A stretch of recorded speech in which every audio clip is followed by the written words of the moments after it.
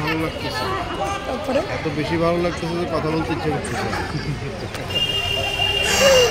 Reunion সম্পর্কে কিছু বলেন। এটা তো মানে নিঃসন্দেহে নিজের স্কুল, নিজের শিশুকাল, আবার সেটার এই পরিণত বয়সে এসে এক হবো, এটা তো নিঃসন্দেহে একটা উচ্ছ্বাস। উচ্ছ্বাসটা কেমন সেটাও বোঝানো যাচ্ছে না, কিন্তু মারাত্মক একটা উচ্ছ্বাস। স্বাভাবিকভাবে আমরা 7 ফেব্রুয়ারি পর্যন্ত অপেক্ষা করছি সেই উচ্ছ্বাসের জন্য। আমরা যেহেতু আসছি, আপনারাও আসেন, যারা আমাদের সিনিয়র তারা আসেন, যারা আমাদের পরে করেছেন তারা আসেন, সবাই আসেন, সবাই একত্রিত হয়। হ্যাঁ, এই বিষয়টা আসলে বলা বোঝানো মানে বন্ধু চেনা, স্কুল চেনা এখান থেকেই শুরু।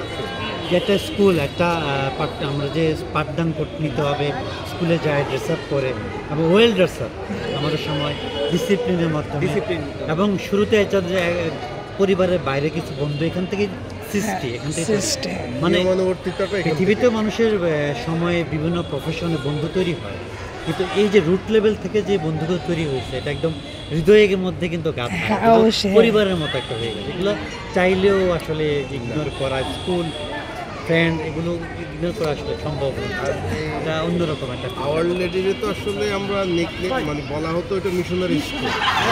তো মিশনারি স্কুলের মানে ইয়েটা কি, এটা স্পেশালিটি কি, এখানে লেখাপড়া করলে বিনয় শেখা যায়, এখানে লেখাপড়া করলে মেয়েরা খুব বেশি ভালো হয়, সব রকম শৃঙ্খলাগুলো শেখে।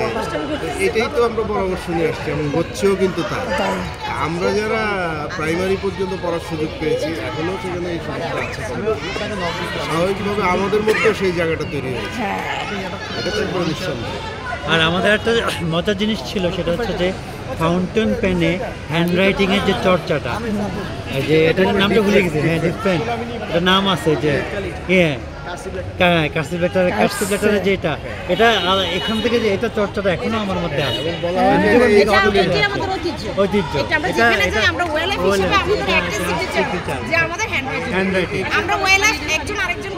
চিনতে পারি এটা একটা ক্রেট, এবং এটা সাইকেল এবং সাঁতার চালানোর মতো, আর ভুলার কোনো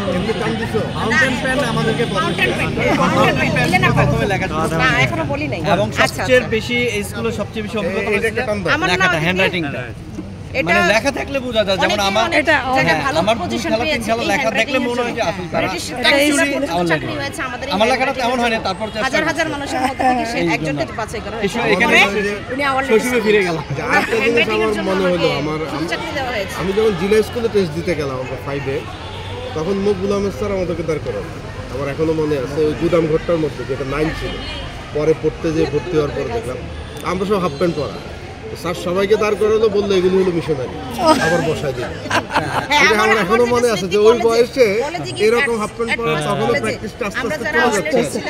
আমাদের কিন্তু ম্যানার শেখানো হয়, কোনো কিছু জিজ্ঞেস করলে, নাম জিজ্ঞেস করলে আমরা নিজেরাই দাঁড়িয়ে যাই, দাঁড়িয়ে নাম বলি, কোন স্কুল থেকে আসে সেটা বলি, এবং বসতে বললে যতক্ষণ বসতে না বলে আমরা কিন্তু দাঁড়িয়ে, বসতে বলে আমরা থ্যাংক ইউ বলি। মানে পরীক্ষার মধ্যে পেপার দিলে আমরা দাঁড়িয়ে থ্যাংক ইউ স্যার বলে, থ্যাংক ইউ ম্যাম বলে। এটা কিন্তু অন্য স্কুলে তারা বলে না, যেটা আমরা কলেজে গেলে এট ফার্স্ট আমাদেরকে প্রফেসররা সেটাই নোটিস করে, দেখলে আমাদেরকে বলে ফেলে যে তোমরা কি অলরেডি থেকে এসেছো, এই ম্যানারগুলি দেখলে। আমি মনে করি এটা আসলে অর্জন করাটা। আমি এখন বর্তমানে এই স্কুলে কিন্তু মানে স্টুডেন্ট ছিলাম 98 ব্যাচে, আমি কিন্তু বর্তমানে টিচার এই স্কুলে, আমি ফিজিক্যাল টিচার।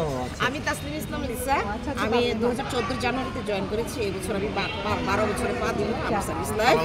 আলাউদ্দিন স্যারের উত্তরসূরি, আমি আলাউদ্দিন স্যারের খুব ভালো। না